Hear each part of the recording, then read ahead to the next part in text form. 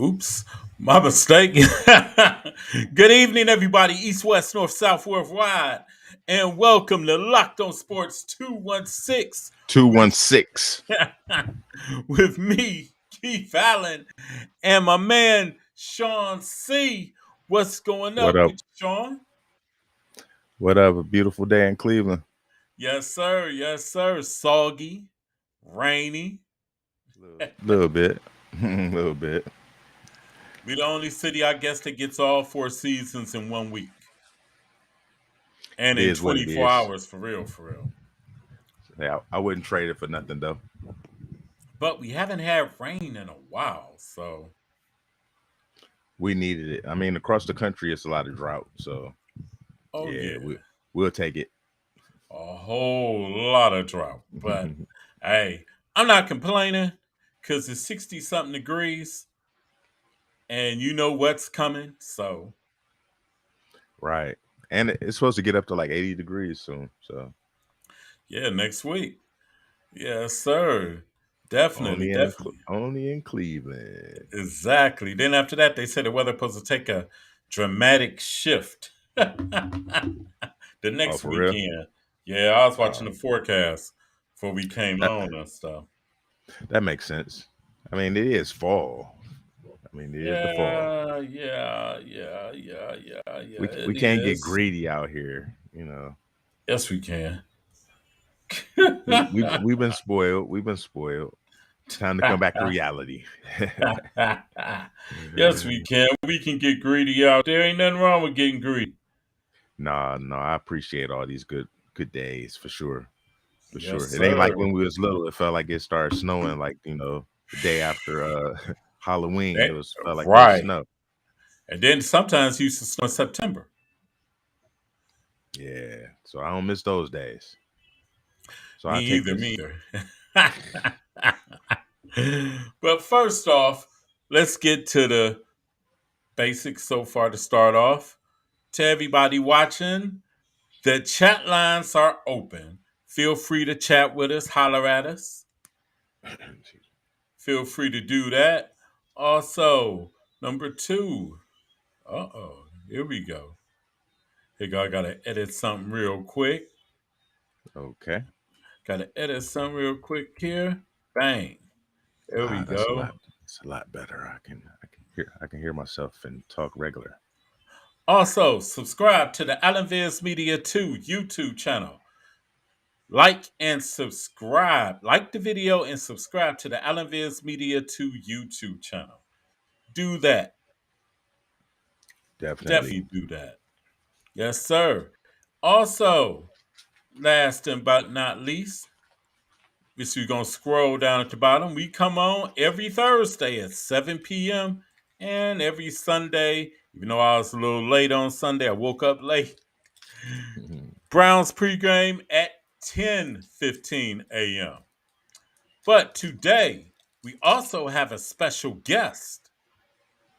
My man from B More does reporting on the Ravens, and he hosts the BWATB podcast. Hashtag Charm City. My man, Mr. Matt Trigger in the building. Let's see. Hold up. What's up, Matt? How you doing? Hey, what's going on today, guys? Thanks for having me on the well, show. welcome. Thanks for coming, man. Thanks for Yes, coming. I Hey, sir. but appreciate. real quick, boo all your background. Boo, boo, Hey, boo. it's okay, man. It's okay. no, I gotta have a little bit of aesthetic back here. no, that's what's up. Rep your team. But Exactly. boo, boo, boo. No, That's okay. Check no, out we Matt. appreciate you. We appreciate you because I got it bad. My son a Pittsburgh fan, so Oh, and that's we no, that's no good. yeah. I think I That's dropped no him when good. he was little or something. I think I dropped him or one too many New Year's champagnes or something. Hey, So, we all have inefficiencies. but anyway, Matt, what is the overall pulse in Baltimore following the loss on Sunday to A the little bit of panic. Indians? It's a little bit of panic right now. It's a lot of panic actually, Wow. for the simple fact that a lot of people are assuming that we were going to just steamroll right through Indianapolis and that they weren't a formidable team, and we just ran into a buzzsaw at the wrong time. And they played inspired football. We played mistake-filled football, and a lot of people. It's Thursday in Baltimore, and a lot of people are still blaming the referees for Sunday's loss. And I'm along the lines of the officiating is just overall terrible in the NFL, no matter where you look. And that's a terrible excuse to lose a game, because if you execute and you stick to what you know, we're not in that position. Yeah, we can relate to the bad calls. We got one ourselves this past week. But like, are the injuries the major issue, do you think, or is it just execution? What do you think is the major problem? It's a little bit of both. A lot of people get upset about the injuries, and you can't stop injuries in football. You can't. It's a violent collision sport, and a couple years ago, John Harbaugh's team had suffered a catastrophic amount of injuries to important key players or starters. I believe it was the 2021 season where we lost Gus Edwards, Marcus Peters, and J.K. Dobbins before we even played a regular season snap. So, on the to completely shift away from that, John Harbaugh hasn't played his starters in 2 straight preseasons, and we came up the gate slow each of the times. We've been lucky to have a favorable schedule in regards to that specific situation. But you need callous. Just like anybody with any job, you need to do it get your repetitions in, get over the soreness, get over the aches, get over the pains, get over the minor injuries, and just play through some stuff. And right now we're seeing a product where John Harbaugh has not played a single starter yet, and all the guys that are getting hurt are starters or key contributors that did not play the preseason. The guys that have the callus from training camp and the preseason are the guys that played in every single game in August. Lamar Jackson did not play in August. And the thing is, you can't go into the season expecting to have this high-powered, potent offense when the first time that they played together collectively on the field together was game 1, week 1 against Houston. The preseason for them technically. Right. They have nothing in training camp or prepare you for live rounds of an NFL football game in the regular season. It's impossible. Yeah, nothing can replicate that. That's for sure. I totally agree. So you think that's it? Do you think that's going to be an ongoing thing? The thing is, today we got some good news. Ravens Nation got some good news where Justice Hill, Gus Edwards, Marcus Williams, Ronnie Stanley, and Tyler Linderbaum were all back at practice. Oh, and still no Odell though, huh? Odell's been limited. I think they're taking him a little bit precautiously. I don't got Odell missing this game for the implications of what it means. Considering you guys were the first team that gave Odell a chance after he had his unceremonious exit from the New York Giants. So I think this game means a lot to him. It means a lot to Monken, and I think it means a lot to Davion Clowney. And yes, I don't think Odell's going to miss. I don't think Odell's going to miss the game. I just think that he's probably going to be on a pitch count. I honestly don't see him being out there for 45 or 50 offensive plays. It might be around the range of 15 to 25 plays, maybe. I see what you're saying. They'll use them in spots, just to get him out there. That makes sense. I see him being more of a red zone presence than a presence in between the 20s. If you know what I'm saying, like. Right. I think we're going to really utilize Zay Flowers, Devin Duvernay, Nelson Aguilar, the kind of the secondary, second fiddle guys that need the reps are going to get the reps. But Odell is going to, you know, he's going to try and score. That's No just my doubt. that's my what I'm taking away from it at least is that there's one thing that's been floating around the Baltimore media recently is that we signed Odell for December and not September. Ooh. So missed games are not really a cause for concern. And Makes sense. Yeah. in a way it does, but you still need to get out there and play. We're paying you $18 million, my man. You're making $1 million a week. Hey, we can relate to that. We definitely can relate. He got to a couple dollars from us too. Yeah. And the thing is, we bet against ourselves because nobody else in the NFL was kicking out that bread to Odell, or he'd have been signed long before he got to our negotiating table. So we negotiated against ourselves. And I was telling Keith on the show, I believe on Monday night with Ed, that I was initially biased because I participated as a volunteer coach in Odell's football camp. He brought us to Baltimore this year. Oh yeah. And I had a chance to meet him and hang out with him, and it did. I don't let that cloud my judgment on being critical. I think I'm objectively fair in my criticism of this football team, but I do think Odell is going to play a part Sunday. I don't think he's going to miss the second week in a row, especially when going back to the dog pound is at the forefront of his mind. Yeah, he wants to show us something. I agree. Definitely. Especially after the way he left. He left the way he was waived here. Especially. Yeah, I mean, getting cut mid-season is a little bit of a crazy situation, no matter where you are, no matter who you are. A player of his star power, not necessarily his caliber anymore, but going to Los Angeles, winning the Super Bowl. The man has a Super Bowl ring now, so it's all about the money at this point. I know he wants to win. Everybody wants to win, but now it's easier to go collect those checks and go to these different cities every year now because you got your ring. You play for a different under a different urgency, probably. You don't have to chase a ring. You don't have to jump around. Yep. And that's beautiful.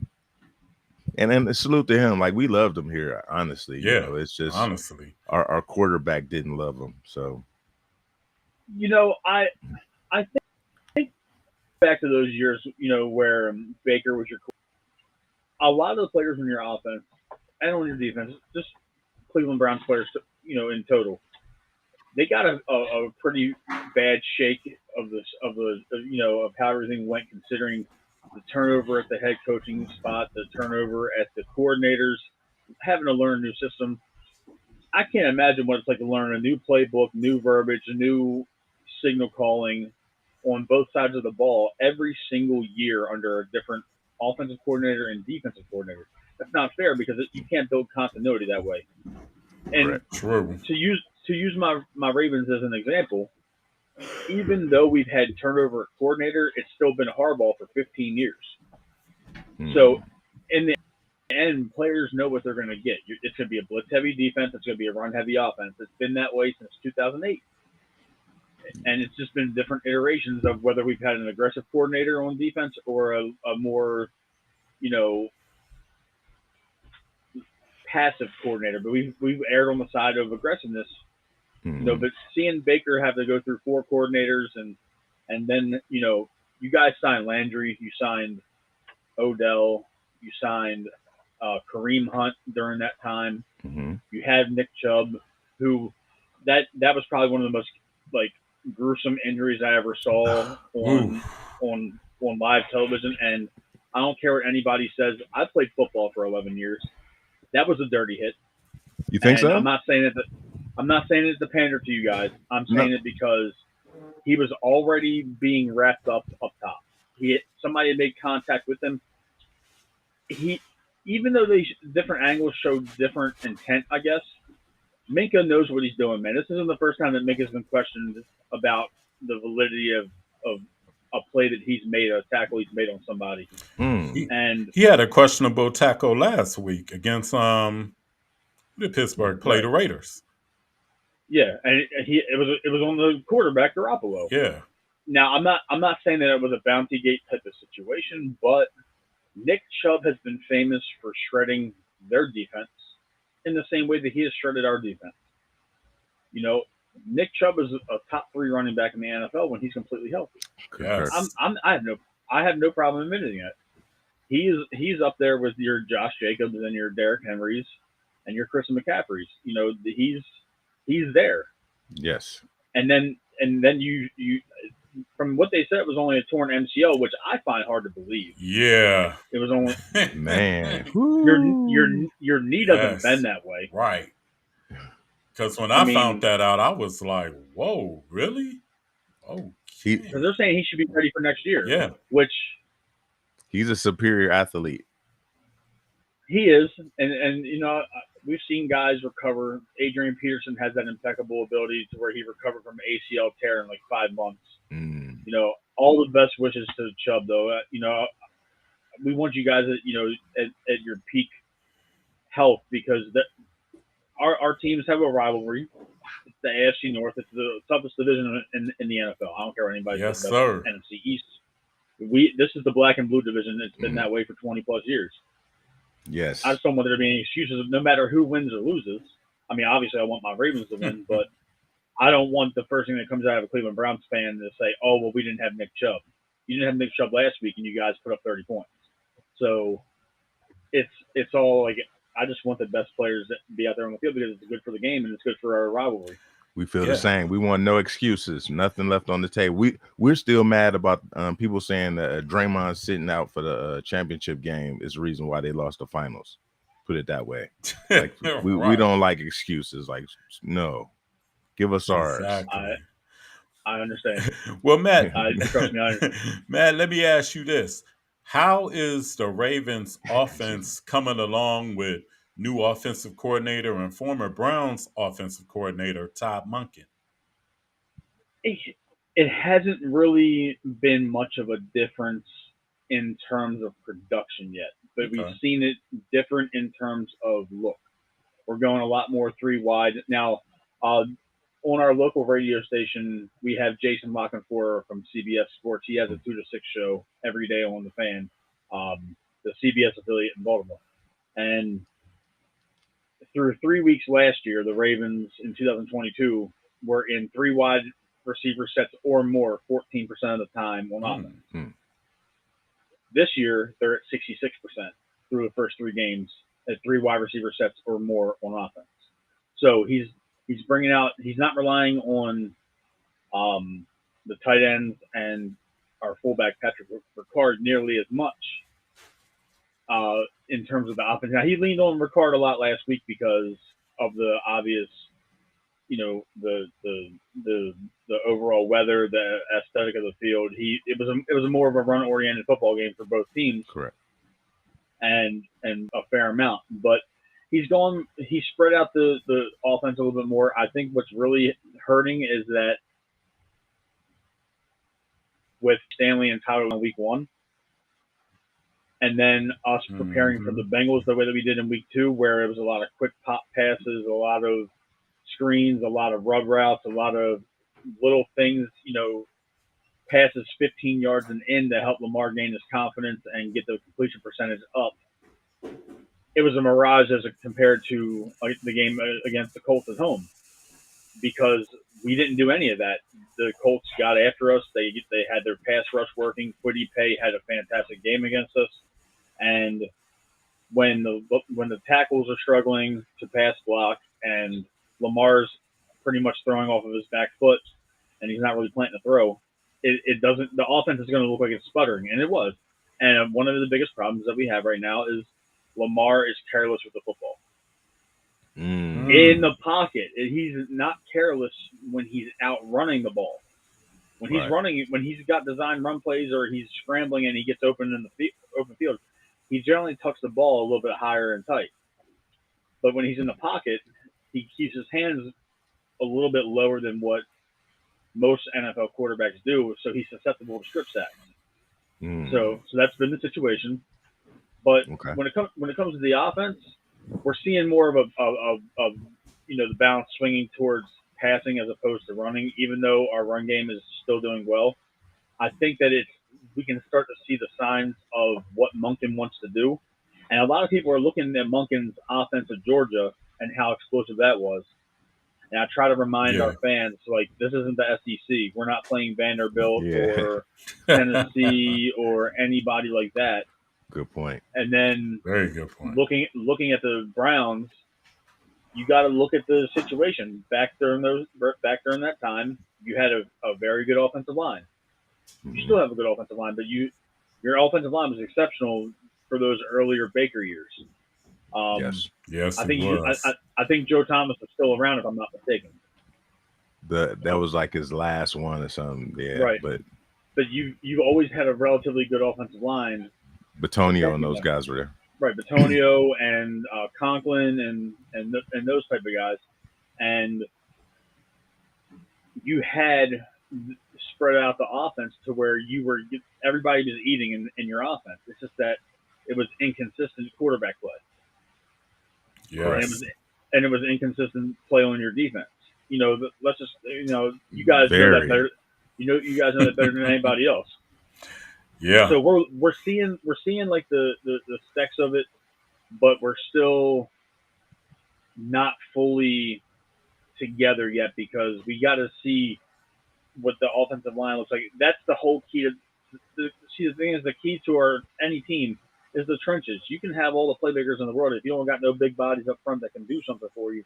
You're not going to win many games, if any.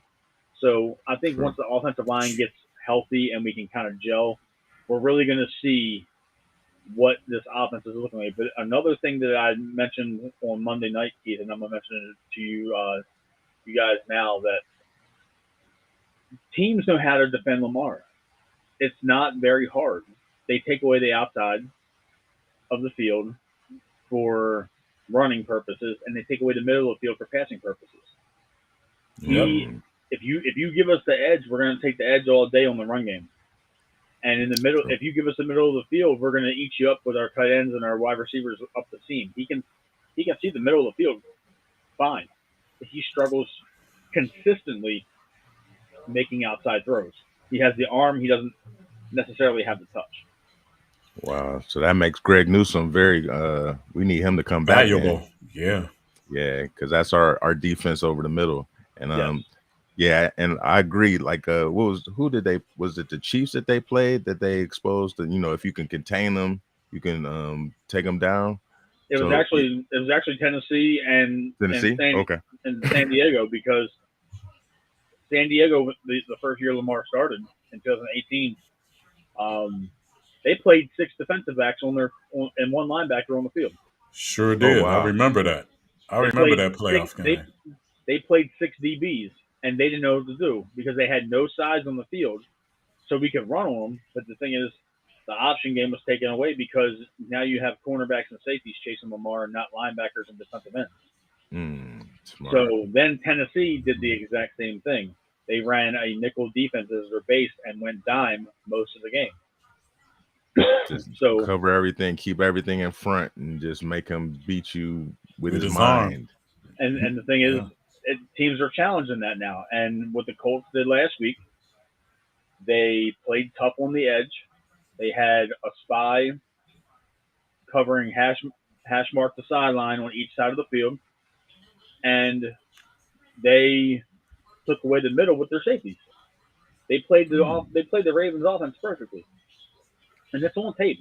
These guys are paid professionals. These coaches have probably been looking at this for 3 weeks now, thinking like, okay, we'll give him, the run, but we're gonna make sure that if he's gonna beat us with his arm, it's got to be thrown, out routes and hitches and posts, not corner routes, not posts and seams.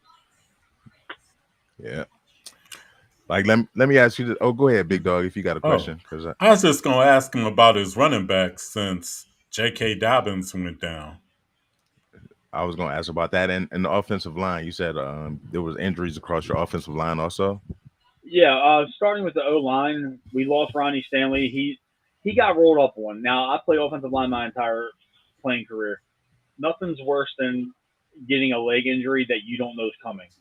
So Mm, getting rolled up on by like another lineman or like a running back with a full head of steam or anybody with a full head of steam, that can be rough. So he sprained his knee. We avoided ligament damage and all that.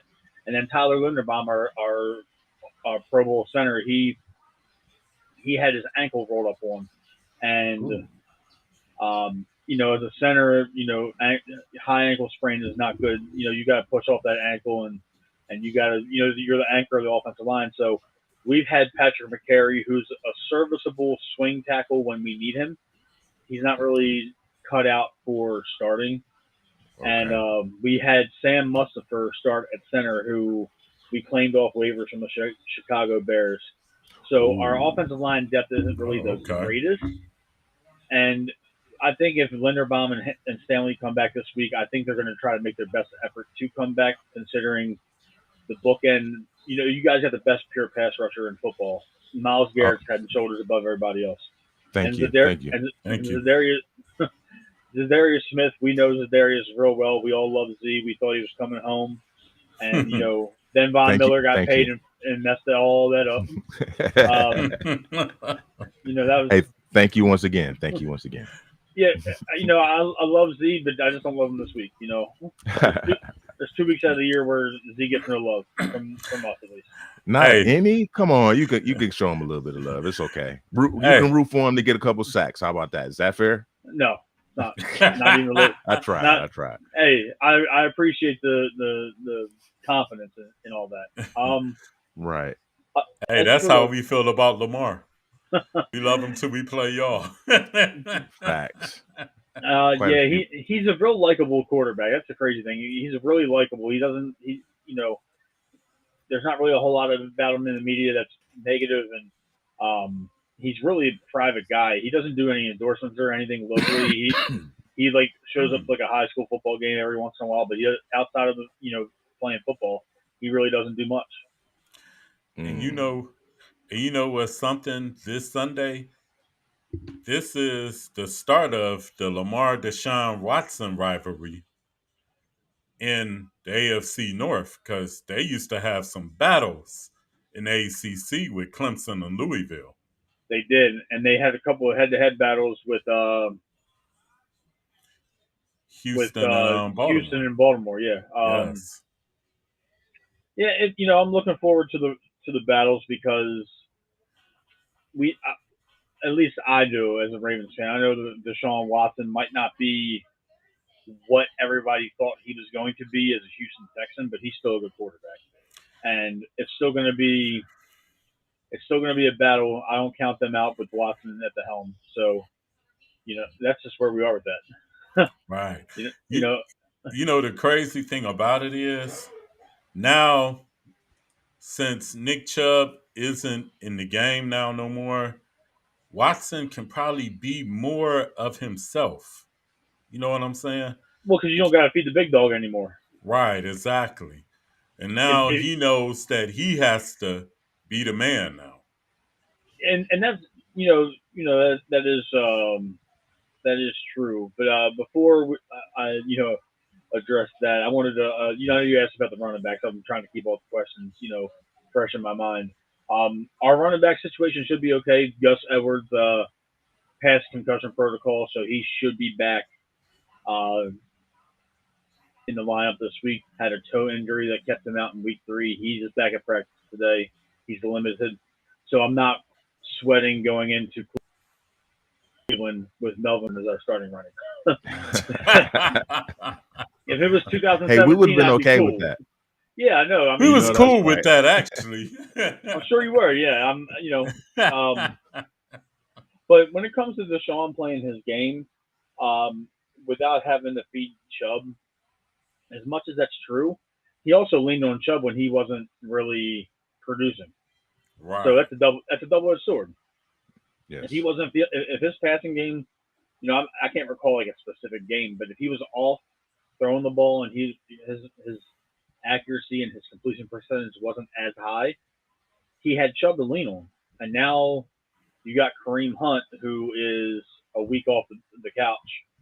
Even though he might have stayed in shape, you still missed, your first 3 weeks of the regular season or first 2 weeks of the regular season plus all the camp and all that. So I know that he's a good running back though. So I know that you guys aren't going to fall off too huge, too much of a huge difference, but it's definitely going to make a noticeable change to your offense. And I'm curious to see what that looks like when you guys play us as opposed to a crappy defense in Tennessee.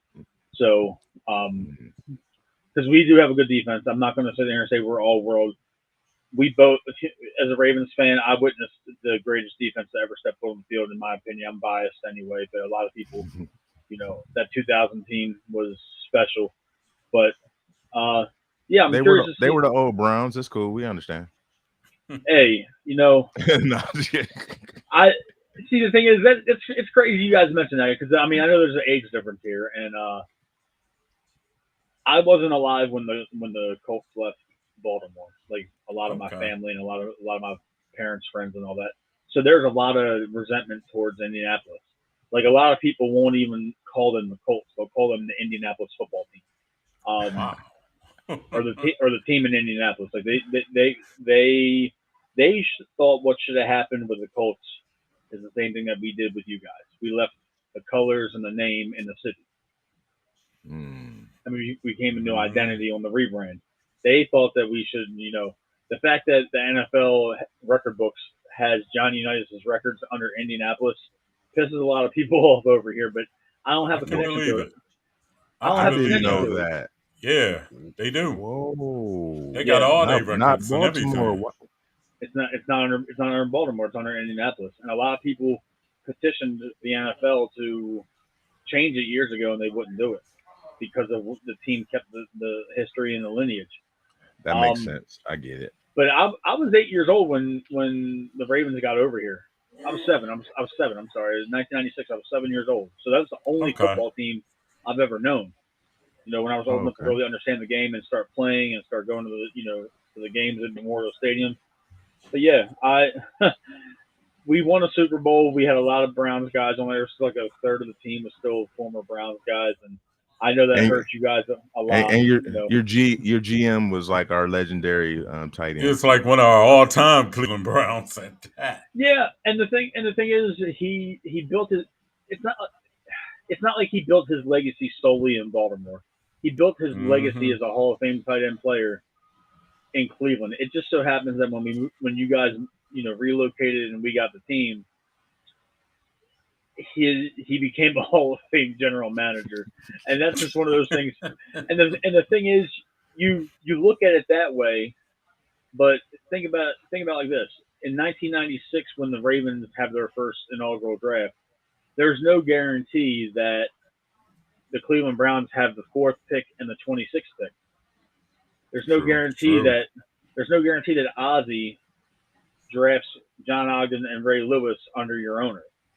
That was a pretty good draft. Yeah. Yeah. Right. And there's no guarantee. At the time, there would have been no guarantee that Ozzie would have been the general manager had he stayed in Cleveland. Correct. Had the Browns stayed in Cleveland at that time. So there's no guarantee with that. There's no guarantee that the next year you draft Peter Boulware, and the year after that you're drafting Dwayne Starks, and then Chris McAllister, and then Jamal Lewis. There's no – see, that was his first – It's like taking gut punch after gut punch. and you did that on purpose, Matt. Okay. No, hold on. Let me say this though. I had this conversation with a really good friend of mine, and a lot of people in Baltimore don't want to acknowledge this. Ozzie's reputation as general manager, he made the reputation from 96 to 2008. Yes.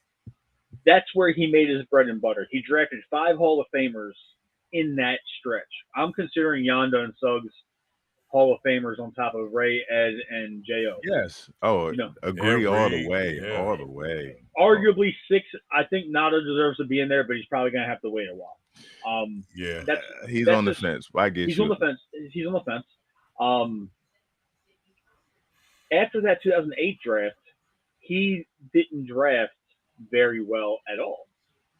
and a lot of his draft classes, half of them were reaches or busts, whatever you want to call it. What saved Ozzy's reputation as a stout GM is his 2018 draft when he drafted Lamar, Hurst, Orlando Brown Jr., Yeah. Mark Andrews, Anthony Averett, and Bradley Bozeman in one single draft. Mm-hmm. And that was his draft where he left. So Ozzy skated by for almost 10 years of subpar drafting because of his first few drafts, his first 10 or 11 drafts, and people give him that mulligan for almost a decade, and we were starting to get a little sick of it because we there wasn't the next great middle linebacker coming through the door, and there wasn't the next great safety coming through the door, and there wasn't the next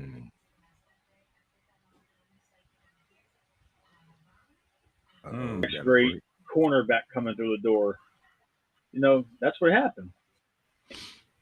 Yeah, that's dope for you guys. Hey, it's no hate over here. We understand. It's cool. It's cool. But no, like you said, he was riding off a lot of cachet because man, you just listed off that draft, the first one. Oh my goodness, like that gets you in the hall right there.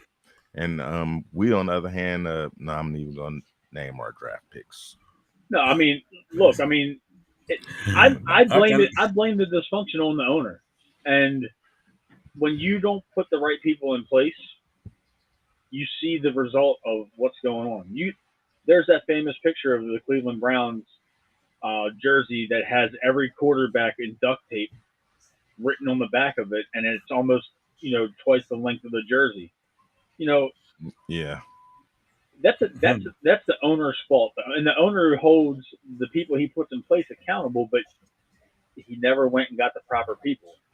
Yeah, we've had a lot of turnover, but we definitely don't. Until now, I think we got the right guys in place now. But before now, oh man, it was like a merry-go-round. Bad decisions. And what's crazy is we got a former Cleveland Browns executive in our pecking order right now, Sashi Brown. He's a vice president within the company. Well, if you look back at our history, man, a couple of guys left here and were very successful. I don't know if you know about this guy, Belichick, I think his name is. Yeah. How did he turn out? Coach of the Cleveland Browns. Here's the thing, and think about this: we're seeing this in real life, real time. It wasn't Belichick. No, you think? I hate the Patriots. Let's talk about it. I'm putting the bias aside, guys. Okay. Tom Brady left. He went and won a Super Bowl with another team. Now, mind you, that was like the super team of guys that were great in 2015 were, hanging on by a thread for the final shot of glory. The Expendables. They were the Expendables of football. They were pretty much the Expendables of the NFL. I mean, that was a magical year where you had Gronk and AB, Godwin, and Evans, and Brady and Leonard Fournette all playing at an elite level. They never replicated that again. But now, ever since that Brady's left, Belichick's win-loss record is under 500. True. Good point. I'm not saying that it has nothing to do with the fact that Miami's good and so is Buffalo. The Jets are always going to be the Jets, no matter what they do. They just seem to have the worst luck in the world. Sorry for them. True. But if Belichick was this guru, mad, evil genius coach that everybody says he is, Mac Jones would be a top 5 quarterback right now. He'd be winning. He'd be going to the playoffs and making deep playoff runs with the current crop of wide receivers that he's had the last couple of years. They're underperforming. The dynasty was built up on a legendary run where their defense was top 5 and then they had Tom Brady, who is the greatest quarterback of all time. Yeah, he's the GOAT. It's hard to argue that. Yeah. Yeah. I love Vinny Testaverde. I don't care what anybody says. Shout out to Belichick's Ed. best quarterback was Vinny Testaverde. Don't, yeah, with the Browns, yeah, because he did have Bernie, but Bernie was on the downside. So, I just look at that run and I'm just like, hey, he had a fantastic defense. He had an elite defensive line with Will Fork and Seymour all those years. He had an True. elite linebacker crew with Willie McGinnis and Teddy Bruschi. You had, Ty Law and Oh, I forgot um, about Ty Law. yeah, Wow. Tyler was there. and Rodney Harrison back there. Yep. You had Mm, you had you had Hall of legends. Fame. You had legends all over that field. So and True. Asante Samuel, Yeah. there's there's they True. had it made, man. I don't want to hear this mess where they you know didn't have what they needed. He won Super Bowls with nobody as a wide receiver for the most part. The year that he had Randy Moss and Wes Welker, they lost to the Giants. They lost a big game. They It's won all true. the games but the big Yeah. But game. That's that true. game, yeah. So Wow. so the last 4 years, Belichick's legacy has been, at least as a fan of the game, I'm raising my eyebrows, thinking, for all these years, all the cheating you did, all the gamesmanship you tried to gain on people, it's all for nothing. Hey, It's thank you for making all me for feel. nothing. That makes me feel better, Matt. Thank you, man. Because we felt like we lost a legend, and we haven't been successful since. But So does he do Oh man. does he do this same thing anywhere else? If he stays with the New York Jets, are we still talking about him being the greatest coach of all time No. or one of them? No. If he no. if he stays in Cleveland without, the thing is, Tom Brady is a once in a Yes. generation QB. Unless Tom Brady's coming with him anywhere he goes, it's not happening. And he got Tom Brady by accident because Drew Bledsoe got hurt. If that's not, Yeah. Sure did. that's the same thing that happened with Roethlisberger. We hurt Mm. Ben Roethlisberger. I I've read Ed's comment. I'm sorry. I just Yeah, we say at 9:30 tonight, I'm bringing fire, and the city of Beemore is getting cooked. Yes. I'm What's up, a guy, Ed? Shouts out to Ed in Columbus, my guy. yeah. I'm not scared of the guy that wears a tie and a baseball hat. Live on air every night. That's Pow, my pow, buddy. pow. Shots Hey, fired. Pow, That's my pow, buddy pow, though. pow. That's my buddy. hey, He's a good Matt. dude. Let me ask you He another is. That's the guy. question concerning the Ravens' defense. Okay. How is their overall health, and how has Jadeveon Clowney so far impacted the defensive line? Well, the health is simple. After Marlon Humphrey gets back, we're going to be back to full strength. Marcus Williams came back. He's putting a harness on that torn pec, and he's going to play until he can't. So he's gonna tough it out. Yeah, he's going to tough it out. We've got, knock on wood, we've got relatively good health on the defense. Hmm. Now, Jadeveon Clowney, I have been championing him as a signee, to the Ravens defense long before it actually happened. Like back in March, if Hmm. a lot of my listeners would always like comment and send me messages. Why do you want Jadeveon Clowney? Why don't we go get X, Y, and Z? They thought we should have went and got Danielle Hunter. They thought we should have went and given that money to Von Miller, which is absolutely absurd at this point. Not Um, now. Maybe 10 years ago, but yeah. not now. Jadeveon Clowney has done exactly what I thought he should have done. And I'm not saying I'm a genius or anything, but when he signed, I said, provide pressure off the edge, set the edge, and be a leader on the defense. He's come in, he hasn't made any noise. He's Okay. he's he hasn't missed a practice. He's Hmm. he's putting pressure on the quarterback, and the man is a fantastic run defender. When he Yes. Oh, we can Yes. attest to that. We can they attest to Yes. that. look Yes. through the first 3 weeks, my co-host Josh Merrill, that's my best friend. I love Josh. He has access to NFL Premium All 22. He pays for the subscription every year, and he's Mm. the guy that, like, out of both of us, he loves to sit there and look at the tape. I did that stuff for years as a player and a coach, so looking at tape isn't always fun when I'm not coaching the people. So Right. Jadeveon looks crazy good on tape, and Ooh. he's not taking plays off. He's pursuing from the backside. He hasn't been Wait a sucked. minute. He hasn't been sucked in on the run game at all. Well, he's a smart player, and like you He's a Yeah. said, very. But what I'm saying is like he's not giving up the edge. at all. Teams are running away from him. They're not running at Mm. him. Ooh. See, the Let me thing is see. in Cleveland though, but the thing is, I'm looking at the situations that he's been in the last couple years. He's um he's not the guy here. I'll see you at 9:30, Ed. No worries. Um, in Cleveland, you had to choose to run it Clowney or Garrett.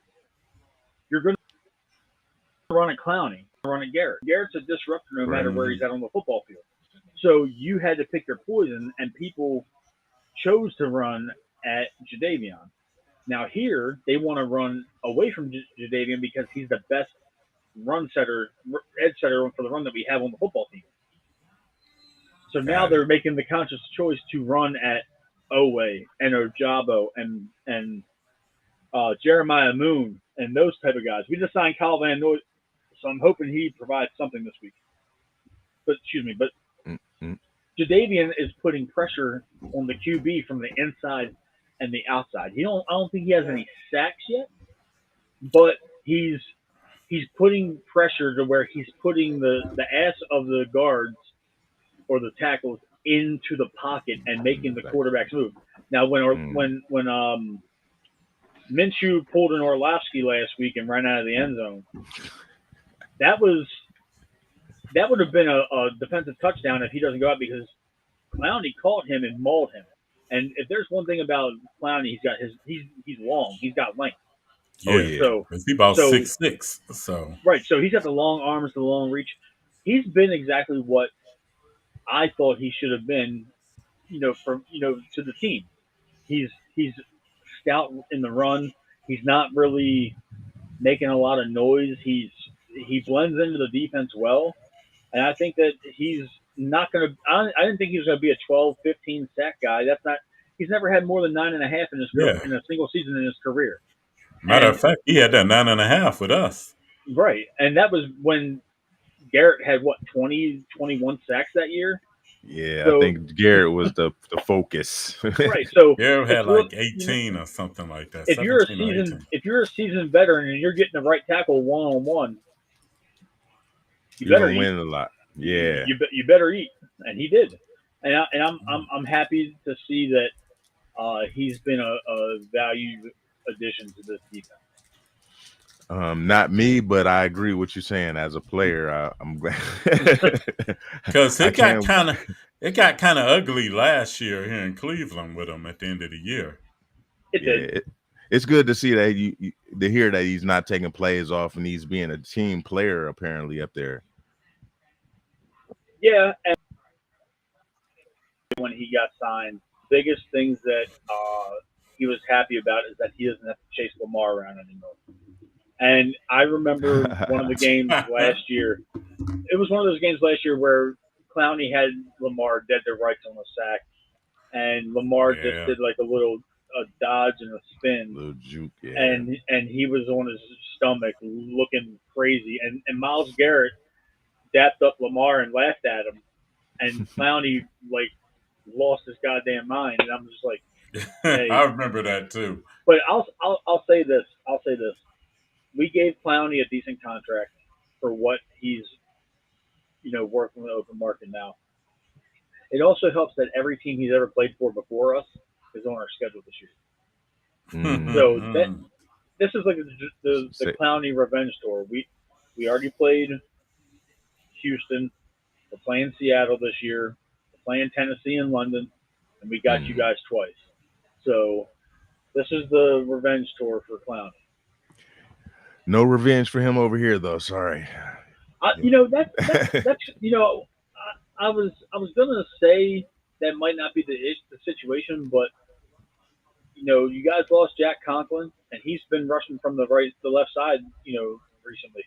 He's been our starting left end, so it's going to be your backup right tackle against Clowney. He's a pretty large human being. I don't know if you've seen him. He's like I haven't. I'm admittedly I haven't. Oh You know. man.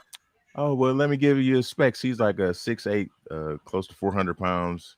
Dewan Jones, We got Ohio State. I mean, we got one practice, Daniel Falele. He's 6'8.5", almost 6'9". He's about 385. He's Morgan Moses' backup. He's number 77. You probably see him on our run heavy packages because we moved McCary to tight end on those. Okay, so you can relate. We got one of those guys. Yeah, yes, we got one. Mm-hmm. So he'll have to run around that guy to get to our guy. Yes. So. Real quick. What's up with Justin Tucker? He done missed 2 field goals this year. Yeah, that's not like him. Okay. I knew the Tucker thing was. I hope the streak continues on Sunday. Yes. Here's the thing. He's been doing this for 11 years now. He was a rookie on our Super Bowl team. He has become so synonymous with game-ending kicks and long field goals that when he does miss, people get up in arms. The man is human. He's not some, unicorn or magical, magical person to where he's the greatest clutch kicker of all time, depending on who you ask. He might be one of the first kickers voted into the Hall of Fame. I think there's a guy that should go in before him if you're going to put kickers in the Hall of Fame. But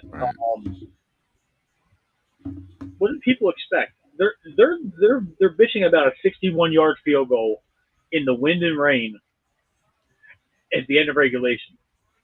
He's him, though. He's him. No, I'm just kidding. and people are forgetting that most of his long kicks have happened in indoor stadiums. Indoors. Mm-hmm. He made the 66-yarder in Detroit. I remember that wind, too. No wind, no elements, air conditioned turf.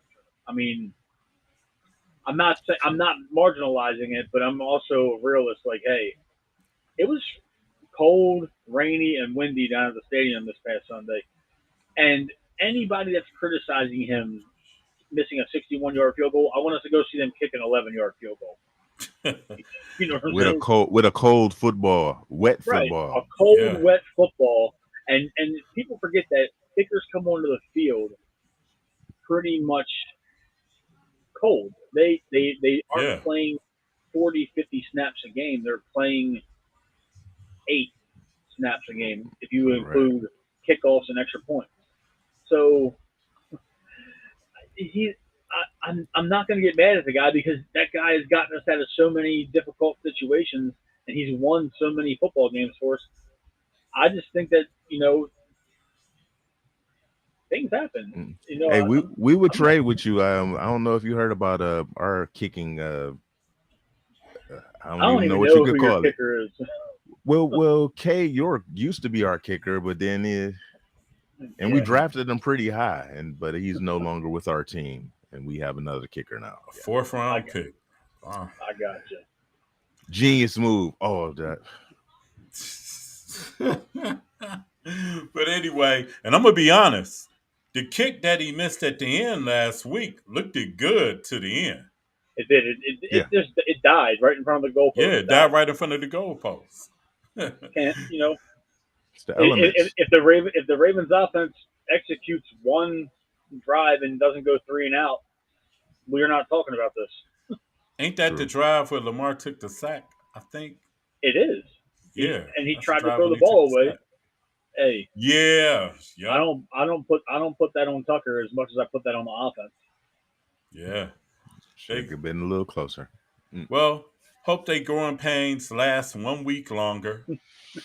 Yeah, I can't root for him. Boo.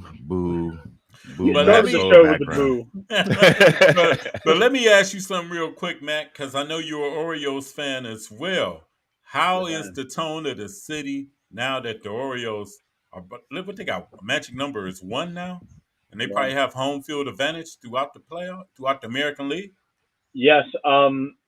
it's so electric right now in the city that the Ravens are like second fiddle, and that we 2 years ago we lost 110 games, and this year we're on pace to win 101.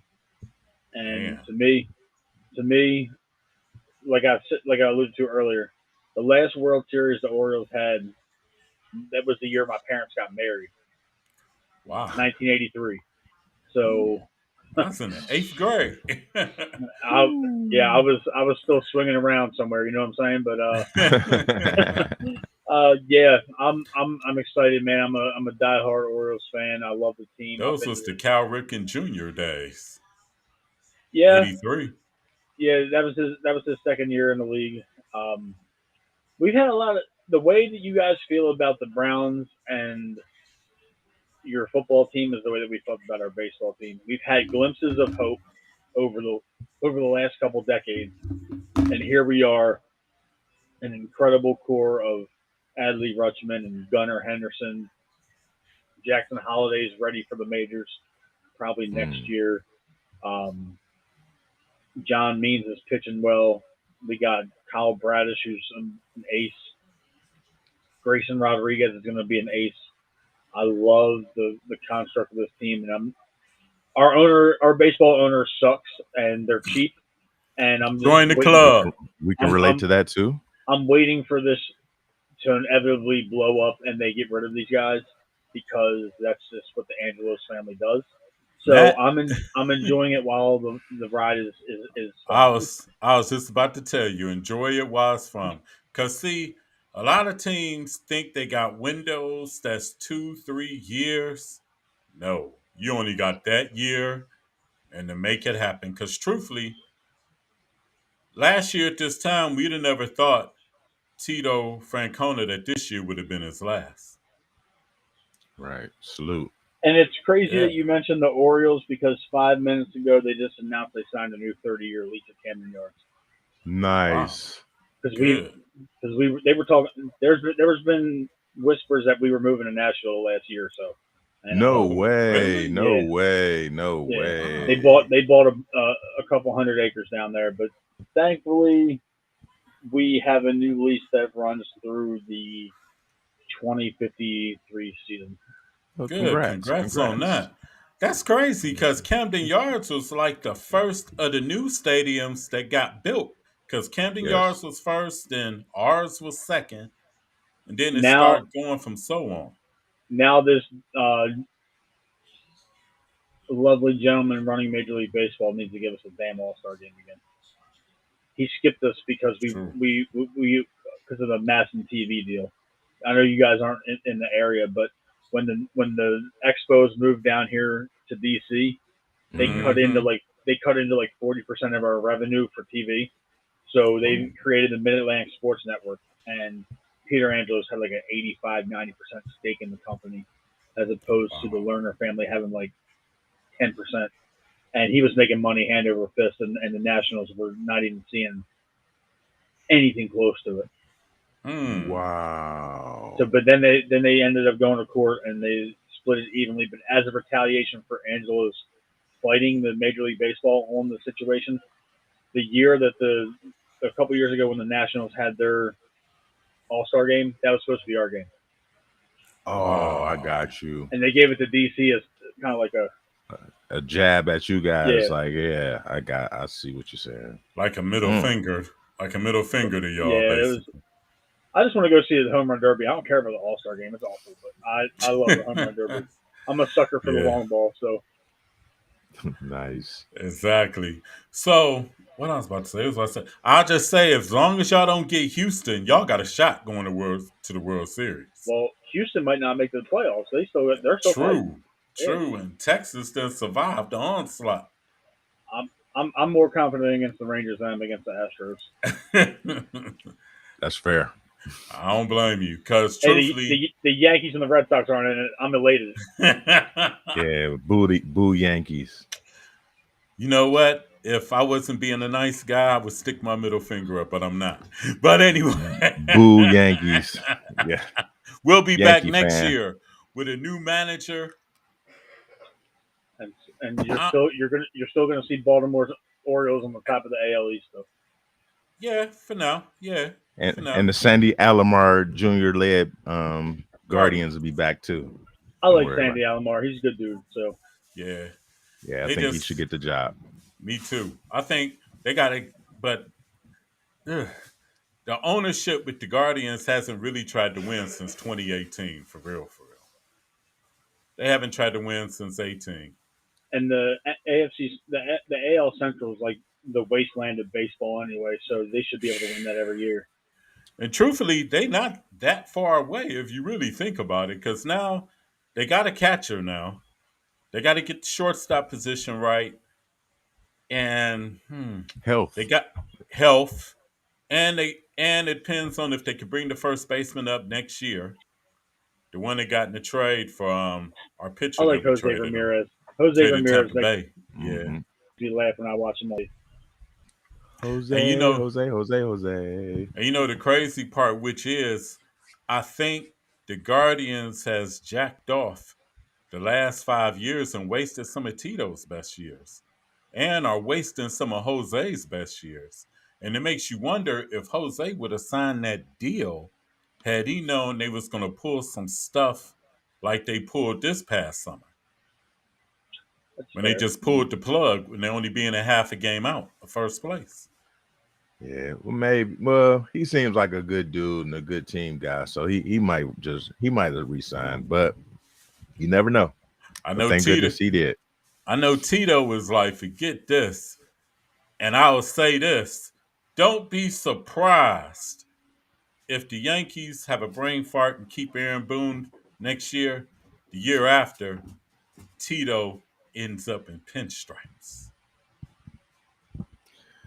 I guess we we've us Ew. we we've My descended the ego fantasy laugh. world. I guess we can just make My, stuff up at this point. my, Hey, and Michael I'm Jordan's telling gonna you, come play with the Cavs. Tito is a baseball fanatic. He only gonna stay in Yeah. the what's the name for so long. And I'm telling Minka you. Parsons and all those other guys are gonna come join the Browns next year too. Hey, they might. They already said the Browns in rumors to acquire one of the teams in line to acquire what's the guy from Oakland? I mean Las Vegas, the receiver Oh, the Devontae receiver. Adams. Yeah, Yeah. and Jared Judy. So you never know. But anyway, real I'll quick, take Matt. those guys. I'll take them too.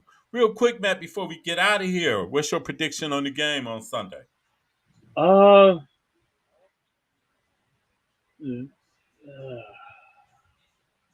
I'm gonna go Ravens victory 24-17.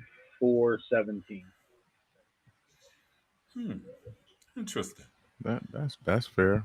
I I respect it think it, though. I think there should be some scoring and like short spurts. I think it's going to be a physical game for the most part.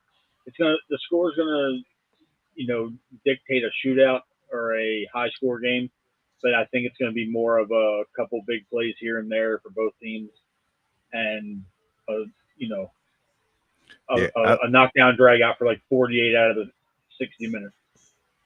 I agree. I Okay. agree. Well, only difference is I got us winning, of course. And Absolutely, I wouldn't expect and, anything and less. and I think you guys might get like one of the first touchdowns against us. I will say you'll probably get in the end zone. So I'm calling it about a 24. I give it 24-17. I give y'all 17. How about that? Okay, fair enough. Me myself, I got the Browns pulling it out, but I got them winning like 20-16, 20-17, something like that. It's going to be a close because over the years, even when the Browns have just been deplorable, they've always played close games with the Ravens, especially here. Mm, So I got the Browns pulling it out 20-17. Okay, yeah, like saying this all fair, and like say good luck to you, my friend Matt, and like say nice to Yes. meet you. And then Boo your yeah, after that, background likewise, man. again. No. then after that, let Lamar and them had a way on Pittsburgh and made one of them people crack back Minka Fitzpatrick. But anyway, The big payback. No. yes. But anyway, Matt, Glad to have you on, and thank you. I know I'll be on with y'all around 9:30. Yes, sir. Yes, sir. Our our Definitely our, thank you for coming on. our Charm City Heavyweights Cleveland Browns show. So you're coming into enemy territory in about an hour and a half. Nice. Hey, feel free to publicize your stuff. People they can catch you Yeah. on real quick. Okay, so thank you for letting me plug away. Oh, no doubt. I'm on Twitter at BWATB podcast. That's where I shoot my sports show, Charm City Heavyweights, with my best friend Josh Merrill. We do all Ravens, Orioles, Maryland Terps coverage throughout the course of the year.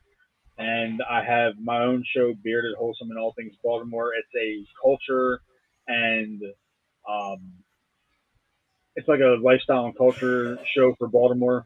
I interview different people from all walks of life: teachers, entrepreneurs, musicians, actors, authors, um, and I just get their life story and we, I let them promote their businesses, their entrepreneurship, their charity work. I've interviewed close to 100 different people over the last couple of years, so that keeps me busy in my spare time from being a dad and a husband. That the best job, Dad. Yes, Yes, it is. sir. Yes, sir. Well, Oh, that, great. yes, sir. Well, that sums it up. We about to get up out of here. We like to thank Matt Trigger for coming on with us today and I showing appreciate us you the guys for having. love. It was Oh, no fun, Matt. doubt. Thank you for No coming, doubt. man. And Because I just always wanted to get somebody from like the other side, like Baltimore, Pittsburgh, Cincinnati. That's what makes things fun and everything like that. No yes, doubt, no doubt. And I'll and see don't you at mind the trash 9:30. talk and don't mind the loss, man. Oh Come on no, back I mean, after the loss, oh, please. I'll definitely be back, win or lose. I'll Oh, definitely be yeah. back. My man, appreciate you so much. All Thank right, you guys. y'all. With about rounds it up for Locked On Sports 216. We'd like to thank you 216. all for tuning in. Be sure to like and subscribe to the new Allen Viz Media 2 YouTube channel. Like and subscribe to that. For this is your man Keith Allen and Sean Sean C. C. with Matt Trigger, and we're out. Locked On Sports 216. Peace and see you soon. Peace. Peace, peace, peace, peace, peace. I got to get these captions off. Gonna make us beatbox. Y'all was threw me off right there. Then Matt about to have to start singing. You got to start. Say, We, singing we them. should we do like still the one guy and just I think you're still live, Keith. yeah I we know. are. We That's are. what